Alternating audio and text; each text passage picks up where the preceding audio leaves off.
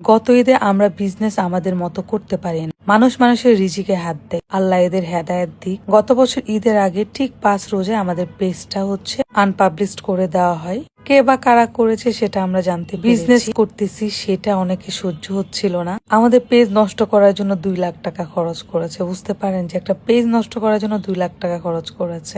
যে মানুষটা এই কাজ করেছে সে মানুষটা এক সময় আমাদের খুব কাছের ছিল। কোন এক আমাদের সাথে মিলে এখন মানুষকে নাকি কপিরাইট দেয়, যার সাথে সমস্যা হয় তাকে নাকি কপিরাইট দেয়, তাদের পেজ নাকি নষ্ট করে দেয়। এটাই তার কাজ ছিল। যাই হোক, সো রিজিক আল্লাহ যারটা যেভাবে রেখেছে তারটা সেভাবেই হবে। প্রত্যেকে রিজিক আল্লাহ লিখে রাখছে।